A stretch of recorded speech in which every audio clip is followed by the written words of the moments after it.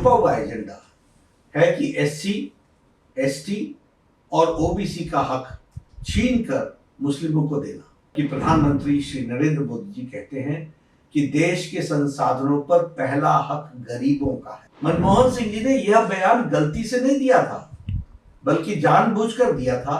Sachar committee की report के माध्यम से गलत बयानी की गई और मुसलमानों की हालत दलितों से भी खराब है, ये कहा गया। कांग्रेस की एससी, एसटी और ओबीसी के अधिकारों पर डाका डालने की यह आदत बहुत पुरानी है। कांग्रेस और इंडी गठबंधन का हिडन एजेंडा, छुपा हुआ एजेंडा है कि एससी, एसटी और ओबीसी का हक छीनकर मुस्लिमों को देना।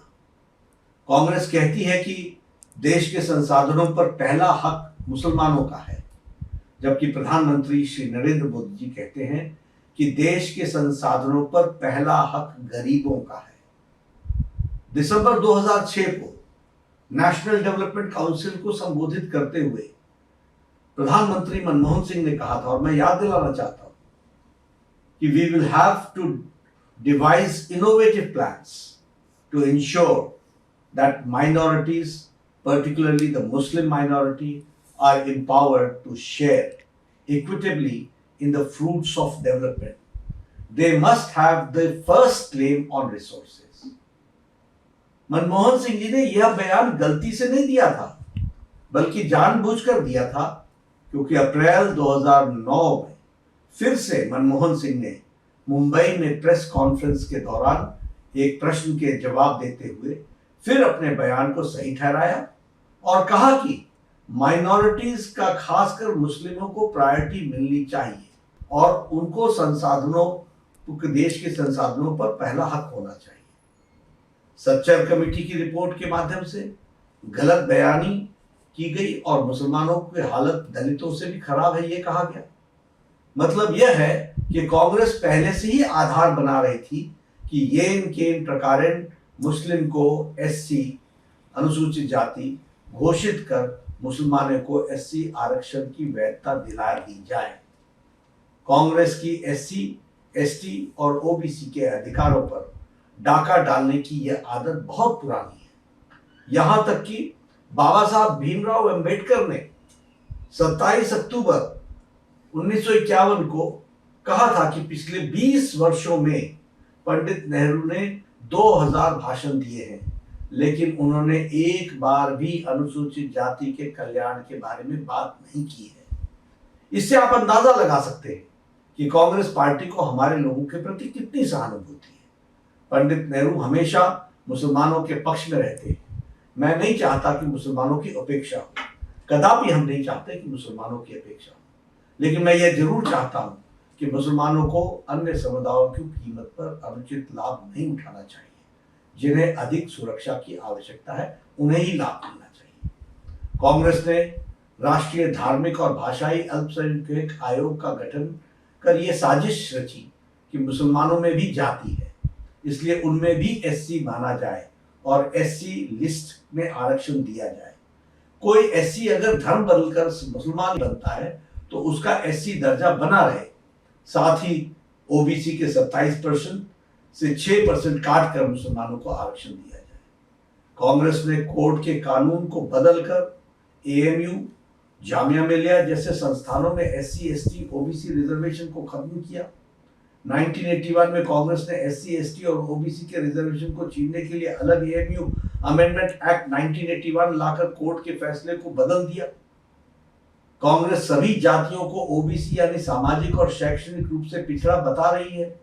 कांग्रेस ने आंध्र प्रदेश में 4 बार मुस्लिम रिजर्वेशन को इंप्लीमेंट करने की कोशिश की।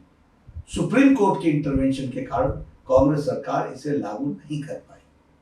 2009 में लोकसभा इलेक्शन में अपने मैनिफेस्टो को कांग्रेस ने जॉब और एजुकेशन में मुसलमानों को नेशन वाइड रिजर्वेशन देने की प्रॉमिस किया था। कांग्रेस चाहती थी कि ओबीसी रिजर्वेशन के अंदर मुस्लिम के लिए अलग से सब कोटा हो।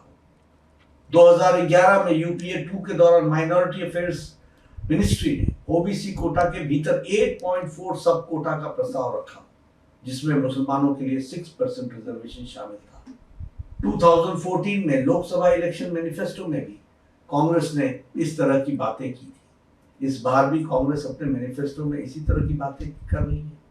कर्नाटक में भाजपा सरकार ने रिलीजन बेस्ड रिजर्वेशन को खत्म कर दिया था, लेकिन कांग्रेस की सरकार आते ही तमाम मुस्लिम को ओबीसी कैटेगरी में डाल दिया। कर्नाटक में भी ओबीसी के अंदर कैटेगरी 2 भी बनाकर मुस्लिम जातियों को आरक्षण दे दिया गया। कांग्रेस ने अपने मैनिफेस्टो में कहा है कि देश के बहुसंख्यकवाद की कोई जगह नहीं है।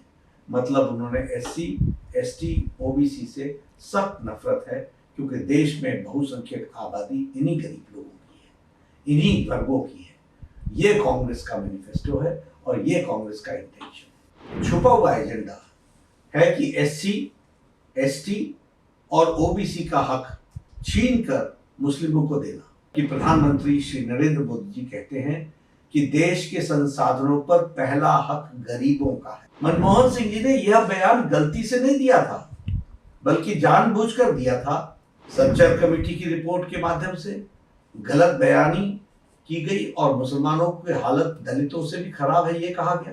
कांग्रेस की एससी, एसटी और ओबीसी के अधिकारों पर डाका डालने की यह आदत बहुत पुरानी है। कांग्रेस और इंडी गठबंधन का हिडन एजेंडा, छुपा हुआ एजेंडा है कि एससी, एसटी और ओबीसी का हक छीन कर मुस्लिमों को देना।